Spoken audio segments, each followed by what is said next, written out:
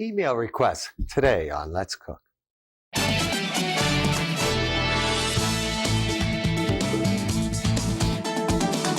A favorite episode is very hard, I would say, to pinpoint because I don't really think I watched it much when I was younger. Being a preteen and a teenager, actually, I don't even think for many years we had cable where the that he was showing on. So I didn't watch it much, but I can say that I cannot make a roast chicken with pan gravy without thinking of my dad. So there's definitely certain things that when I was in attendance of a taping, I would learn something or even obviously cooking at home that kind of just stick in my brain and I can't get out.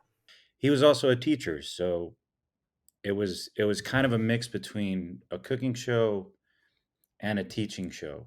So you learn like not only how to like fillet a fish, but you learn the proper ways of doing so, and you learn the proper temperatures and the proper pans and the proper way to cook it and the temperatures that you need to go through, and the length that needs to be done and how quickly it could be done. So I think at the end of the day, it could really benefit a lot of people who are microwaving everything.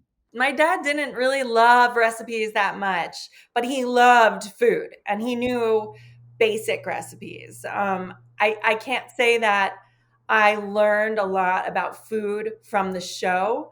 I didn't get to see the show that much. We actually didn't have cable. So it was what other people were experiencing is we didn't see it. We saw it at home every day. And my dad also was the same person he was behind the camera in our home. So he taught me from the show per se. I'm really excited to actually revisit it and like watch it again and discover it and keep his memory alive, but also kind of see what I might have missed back then. Hi, welcome to Let's Cook Today. I get a lot of emails. I get so many emails, and a lot of them are just, nice things about the show. Some things are, Paul, I'd like to see you do this, or I'd like to see you do that, or Paul, you're doing too much in the show.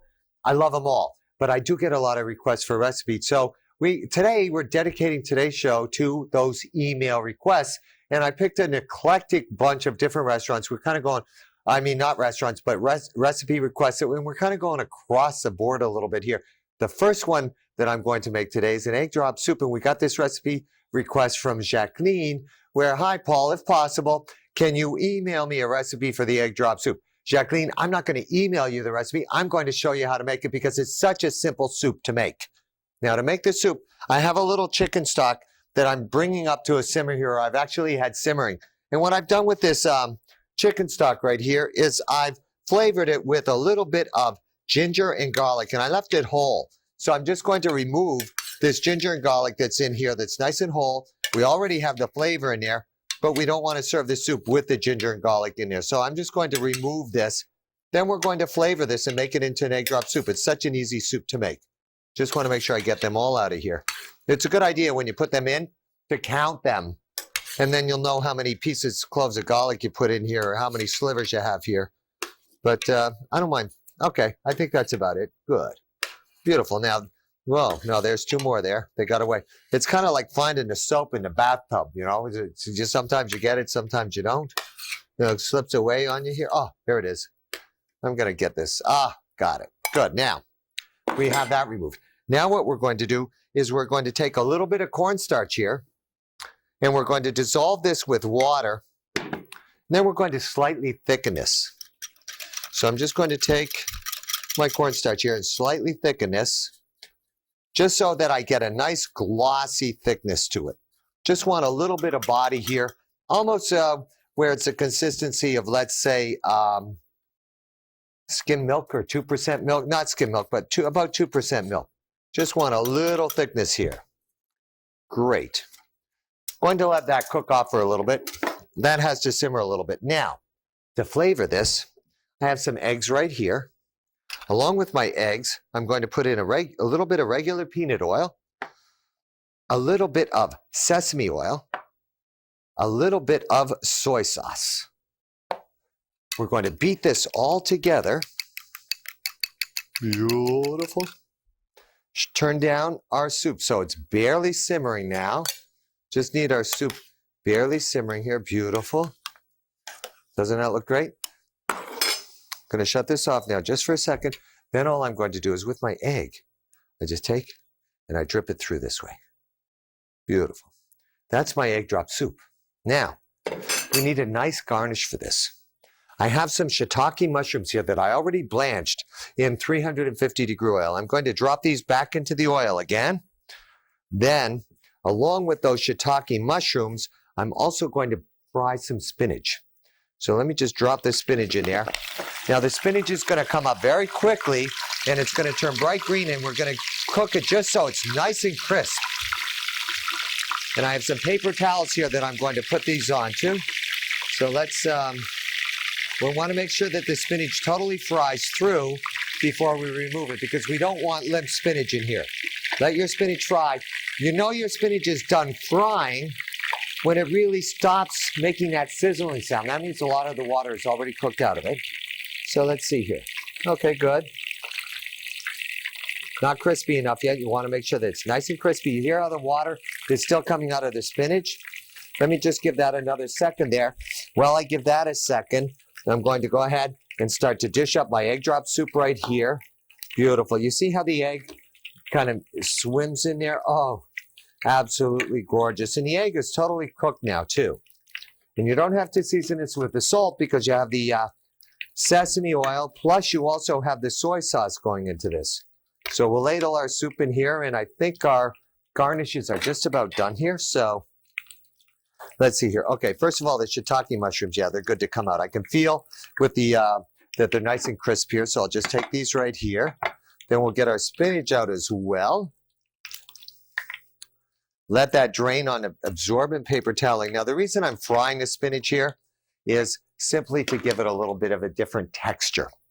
Now, with this, I'm actually going to take, and with my spinach, and because we need to season everything, just season those with a little bit of salt. Now, to garnish our soup, these are going to be very hot, but I'm just going to take and set the shiitake mushroom. You see how it floats in the soup? Absolutely gorgeous. Then we'll just take a little bit of our fried spinach right here, set that up right on top of that floating shiitake mushroom. And last but not least, we need to garnish this with a little bit of scallion right here, a little bit of fried scallion. I mean, just regular plain scallion right there.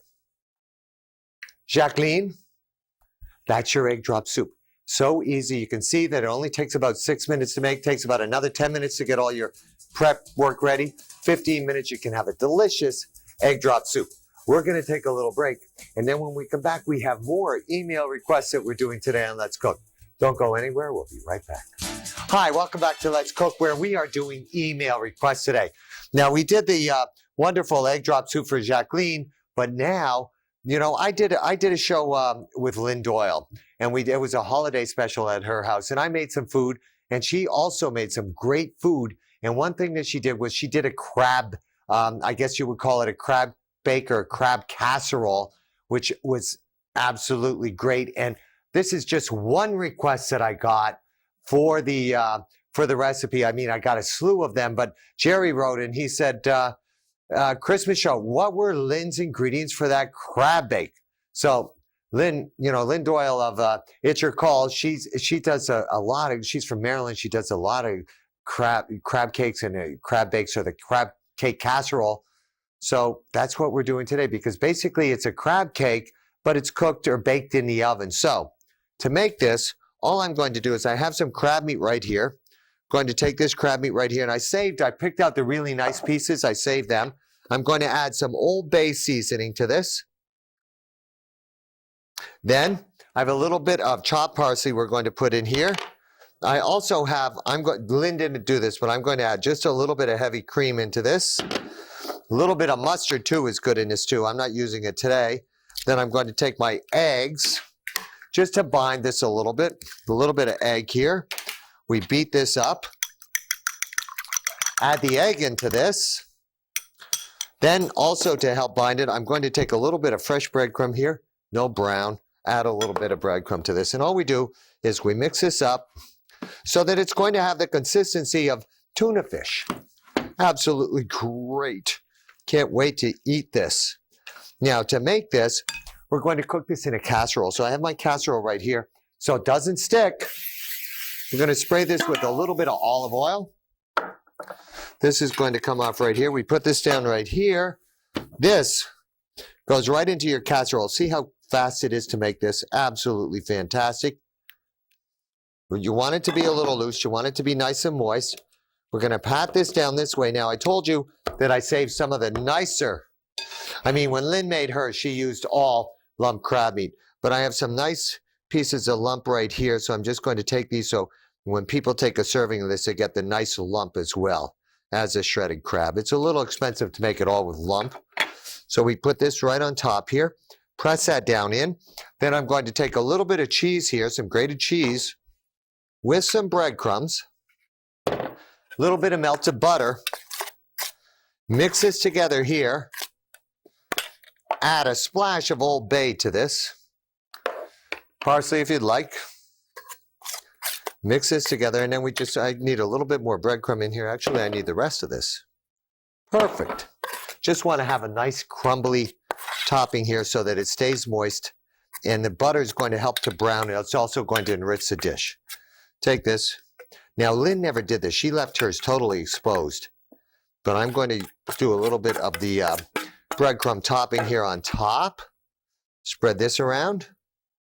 Beautiful. Now, because I use the Old Bay seasoning, you don't need any salt and pepper. And I also know, Lynn, that you put a little bit of Worcestershire sauce in yours, which I prefer not to do. But, you know, if you like a little Worcestershire, a little Tabasco, that'll work well. I'm going to pop these in the oven, but I already have one done. So, see exactly what this looks like. Oh, looks fantastic right here. Doesn't that look great? Now, to serve this, I need my towel here. It's still a little hot. To serve this, I'm going to cut into this like this. Oh, this does look good, doesn't it? Put this right in the middle of the plate now. Delicious crab cake casserole here, crab baker crab casserole. A little bit of hot sauce just over top of this. It's going to go really, really good. So, there's Paul Dillon's version of Lynn Doyle's crab cake.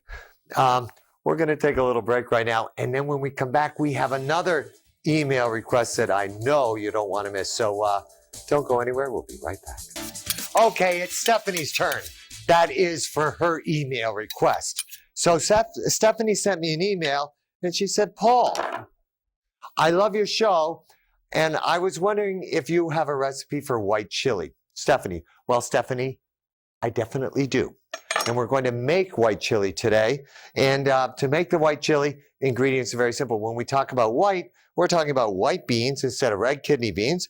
We're also talking about chicken or turkey. You could even use maybe a little bit of very light pork in there. We have some onion, jalapenos, garlic, cumin, cayenne. We're going to finish it with a little sour cream, a little grated cheddar cheese. And I also looked at my refrigerator, and I had this beautiful looking yellow pepper here. So I'm actually going to include this in the recipe as well. As long as it's not green, we just want everything to be white. So first thing I'm going to do is I'm going to take my pepper here and I'm going to dice it up. Take off the sides the way I just did there. We're going to remove some of this ribbing right here. I want to make sure we remove that ribbing. I don't want that in there. And then we're just going to dice this up. To dice this up, because this doesn't cook a long time, I need to cut it very small. So I'm going to actually cut this down into julienne strips here. You see how nice and thin we're cutting this? Real nice julienne strips. I'm also going to take the onion and show you how to finely mince the onion too, because it's important that you know how to finely mince the onion. So this is enough yellow pepper here. Not making that much. See how small we dice this? Really nice and small. Want to get this really nice and small. So I'm going to start with this actually in the pan with the onion. So while I'm cutting this up, I'm heating my pan up here a little bit. I've already preheated. I'm going to add just a little bit of oil to this. Okay. Now, while that oil's in there, I already have a little bit of onion done here. The pan's a little hot. I need to get that onion in there right away. I'm also going to add, by the way, you see how my knife almost fell there? Never try and catch a falling knife. Very dangerous. Just remember that. Always let the knife fall. It's much easier to let the knife fall than it is to cut your hand. A little bit of pepper in there. Let me show you how we'll do the onion too. Take your knife, pull it across 3 times this way. I leave this end of the onion together so that it doesn't fall apart. I bring my knife across this way, just cutting it as small as I possibly can. Then I just shave it off. So I end up having a very small diced onion here. That's enough onion there. We'll take our onion. Going to add this to the pan as well. In addition to our onion here, I need to turn this down just a little bit. In addition to our onion now, I'm going to add a little bit of cayenne and cumin with a little bit more oil. This is going to bring the flavor of the cumin and cayenne out. We're going to let this cook in there. Beautiful. Good. Now we have our chicken. Our chicken meat we're going to dice. So we're just going to take our chicken, cut it down this way, and we're going to small dice it. You can probably have your butcher do this for you. Turn it this way. And I like to use a combination of white and dark meat. Here we are. Good. So now my chicken is good to go. I'm going to add our chicken and let this just start to cook a little bit. In addition to this now, I need to season this with a little bit of salt and pepper. So add my pepper to this. And a little bit of salt, which I have right here. The name of the word is white chili, so I don't really have to brown the chicken. What I can now do is, since I've cooked the cumin in here and really brought the flavor out, now I'm simply going to add my chicken stock to this. Enough chicken stock to cover this. We're going to bring this up to a simmer. Put a little garlic in there. I forgot my garlic. I should have actually added the garlic, Stephanie, with the onions, but my pan was a little hot here. So now I'm going to allow this to simmer. We're going to also let this reduce down by about 1/3. As this is reducing down, we're going to also add our 2 beans. We have our white kidney beans here, and I also have chickpeas here. To thicken this, kind of interesting, to thicken this, whoops, wrong side, I'm going to take some of my beans and I'm going to puree them. So I'm just going to take maybe about 1/2 cup of my cannelloni beans here, 1/2 cup of my chickpeas right here. We're going to let them puree. The other beans, which are canned, we're not going to add till the very end. We need to really, they'll break up, and our chicken is not tender here. This is going to have to cook for probably about 1/2 hour before the sauce is reduced and the chicken is really cooked all the way through. While that's cooking, I'll keep taking a spoon and tasting it for its seasoning content, and I keep on adjusting it. Oh, you can taste the cumin, you can taste the cayenne. The heat hasn't developed yet. I'm going to let this just simmer a little bit, and we're going to take a little break. But then when I come back, I'm going to show you how to definitely tweak the chili. So, as I said before, we're going to take a little break, and then when we come back, I'm going to show you how you can tweak this chili, this white chili, for Stephanie. So, thanks for that email request, Stephanie. Don't go anywhere. We'll be right back. Hi, welcome back to Let's Cook, where now it is time to tweak the white chili for Stephanie. Now, if you look at my pan right here, you can see that this is simmering down, but you also see these impurities here, the excess fat, the impurities. We need to get rid of those. There's a couple of ways of getting rid of them. One way is you just take a ladle and you just pick up all those impurities that way. So you get rid of what I call the gunk there, but it's really the proteins and the solids that you don't want. Another way you can do it is what we call a half boil, where we take our pan, we put it half on the heat, half off the heat. And you'll notice as this simmers, and we come to it now, that it's boiling on the one side, but simmering on this side, and it's much easier to remove the excess fat and impurities that are going to come to the top. See that? See, it's so much easier than just doing that. And what you do is you leave this on a half boil, and eventually they keep coming over. You can move the pan a little bit more over that way. They're going to come over here. And that's what we call a half boil. You do that for stocks, for chilies, all sorts of things like that. Now, the other thing we have to do is we're going to tighten up our chili. Now, remember, I took the chickpeas and the white kidney beans here, and I pureed them. This is what we're going to use to actually bind our chili a little bit, so we don't have to cook it down. It's also going to make it very healthy, and it's going to give it great flavor. The only thing you have to do is when you add this back to the chili, you need to make sure that you re-season it because you're adjusting the seasoning. But see how this is giving it body? Going to let this continue to cook down a little bit now. Now is when I'm going to add my remaining beans here. Let them cook for just a little bit, get hot through. A little bit of cilantro and scallions mixed together. I'm also now going to add my jalapeno chilies. The jalapeno chili I always add at the end. It's more of a garnishing chili than anything else. See how we have a nice body here? Oh, fantastic. Now, the other thing that I have right here is I have some corn tortillas. And what I'm going to do is I'm just going to take these now, take a little bit of cayenne, a little bit of cumin here, a little bit of oil. I'm going to heat my pan up here, which I have nice and hot. Then with this, we take a pastry brush, wet this together, and I'm going to brush this with a little bit of this right now. Then I fry this in that oil just till it starts to get just a little crispy. So we're going to let that fry up, and I'm going to start to serve up my chili. We only have about a minute left in show here. I don't know where the time went, so I'm going to start to dish up my chili right here, right in the middle of the bowl here. So we have our chili here. Oh, I love this. Love this white chili. Then we're going to come over here, take our tortilla right here, turn that over. While that's finishing cooking, a little bit of sour cream on here, right there. A little bit of grated cheese right on the outside here. Then we take our corn tortilla right here, right in the middle there. Thanks for watching the email requests today on Let's Cook. I had a great time making them. So Stephanie, I'm so glad you requested this. Everybody else who sends an email request, thank you. Bye-bye for now.